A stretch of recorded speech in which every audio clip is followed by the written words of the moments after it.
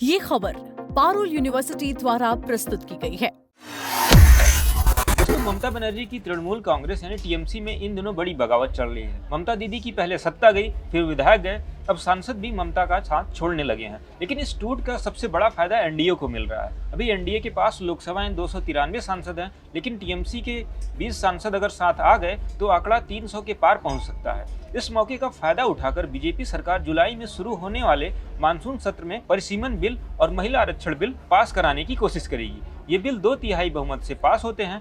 आइए आसान भाषा में समझते हैं कि पूरा गणित क्या है और आने वाले मानसून सेशन में क्या कुछ होने वाला है। तो जुड़े रहिएगा वीडियो के अंत तक। टीएमसी में क्यों मचा बवाल? ममता बनर्जी की पार्टी में असंतोष काफी समय से चल रहा है, अब ये फूट कर सामने आ गया है। काकुली घोष के नेतृत्व में टीएमसी के करीब 20 सांसद अलग गुट बना रहे हैं और एनडीए को समर्थन देने की तैयारी में है। टीएमसी के कुल 29 सांसद हैं। अगर 20 सांसद एनडीए के साथ चले गए तो ममता के लिए एक बड़ा झटका होगा और विपक्षी गठबंधन और ज्यादा कमजोर हो जाएगा। फिलहाल लोकसभा में एनडीए के पास 293 सांसद हैं। 3 सीटें बसीरहाट, शिलांग और नगोंग खाली हैं, इसलिए प्रभावी आंकड़ा 360 के आसपास है। अगर टीएमसी के 20 सांसद जुड़ गए तो एनडीए का समर्थन बढ़कर 313 हो जाएगा। ये संख्या काफी मजबूत मानी जा रही है। सरकार को परिसीमन बिल पास करने के लिए 2/3 बहुमत यानी कि लगभग 362 नंबर चाहिए। 313 पहुंचने के बाद बाकी वोट जुटाना उनके लिए आसान हो जाएगा। डीएमके और शिवसेना पर नजर। तमिलनाडु में विजय की पार्टी को कांग्रेस का समर्थन मिलने से डीएमके नाराज है। खबर है कि डीएमके कुछ मुद्दों पर एनडीए को समर्थन दे सकती है।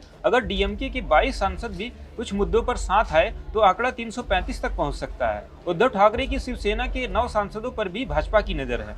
इनमें से 6 सांसद एनडीए के साथ आ सकते हैं। ऐसे में कुल आंकड़ा 341 तक जा सकता है। अप्रैल में जब सरकार ने परिसीमन बिल और महिला आरक्षण बिल पेश किया था तब उसे 2/3 बहुमत नहीं मिल पाया था, बिल गिर गया था। अब टीएमसी की टूट के कारण एनडीए को उम्मीद है कि मानसून सत्र में ये बिल पास हो सकता है। परिसीमन बिल पास होने से लोकसभा सीटों की संख्या बढ़ेगी और नए सांसद चुने जाएंगे। लोकसभा में कुल 543 सदस्य हैं। 2/3 बहुमत के लिए 362 वोट चाहिए, लेकिन अगर सदन में 528 सदस्य मौजूद रहे तो 2/3 का आंकड़ा 352 हो जाता है। पिछली बार बिल के पक्ष में 298 वोट पड़े थे।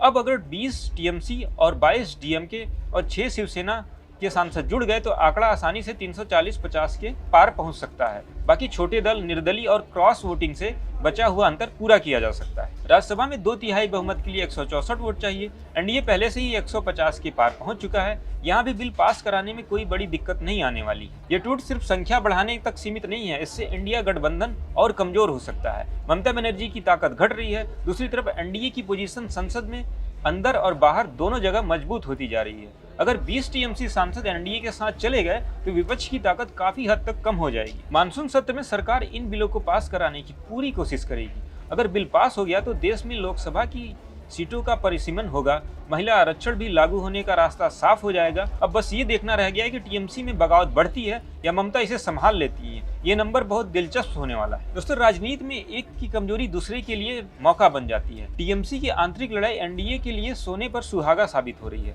293 से 300 पार जाना और 2/3 बहुमत के करीब पहुंचना एनडीए की बड़ी जीत मानी जाएगी। अब देखना ये होगा कि जुलाई का मानसून सत्र क्या नजारा पेश करता है। क्या सरकार इन महत्वपूर्ण बिलों को पास करा पाएगी या विपक्ष कोई नया मोर्चा खोल देगा? आप क्या सोचते हैं? टीएमसी के सांसदों को एनडीए में जाना चाहिए या ममता के साथ रहना चाहिए? कमेंट में अपनी राय जरूर दें। वीडियो पसंद आया तो लाइक करें, शेयर करें, चैनल को सब्सक्राइब करना ना भूलें। ऐसी और जानकारी के लिए देखते रहें दैनिक जागरण।